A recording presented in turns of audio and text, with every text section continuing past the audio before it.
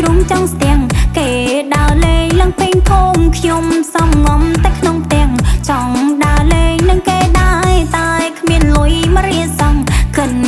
ទៅកញ្ញាញ់ខួខ្ញុំមិនគួរចឹងសុំមិនគួរហ្មងហេ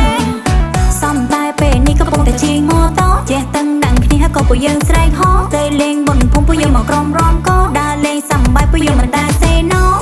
តែធ្វើមិនដូចឆ្នាំនេះវាដាច់លុយមកខ្ញុំក៏ទុយមួយហងស៊ុយមិនតន់ឡើង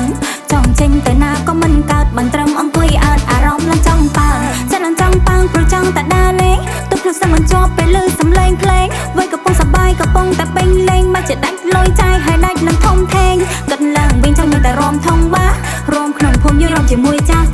ខ្ជិលតែលើកខ្ជិលតែណាប់ដេបដាឆ្នាំនេះសំញ៉ាក្នុងភូមិ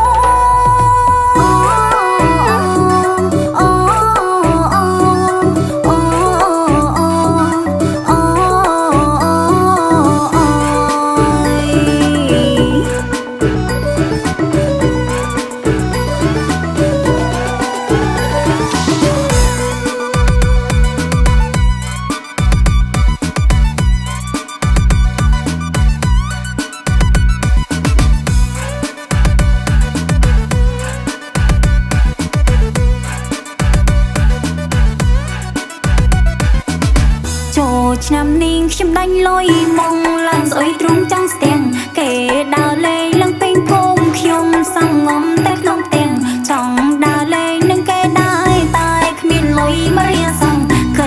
នទៅកញ្ញាញ់ខួខ្ញុំមិនគួរចឹងសំតែពេលនេះកំពុងតែជិះម៉ូតូចេះតឹងដឹងគ្នាហើយក៏ពួកយើងស្រែកហោទៅលេងបុណ្យភូមិពួកយើងមកក្រុមរំក៏ដើរលេងសប្បាយពួកយើងមិនដែលសេណូ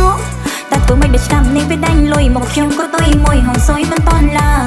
ចង់ចេញទៅណាក៏មិនកើតបានត្រឹមអង្គុយអើតអារម្មណ៍ឡើងចង់ប៉ាចិត្តឡើងចង់ប៉ាំងវិលដូចកប៉ាល់ហោះពួកមកនៅក្នុងភូមិវាស្រែកថាតោះ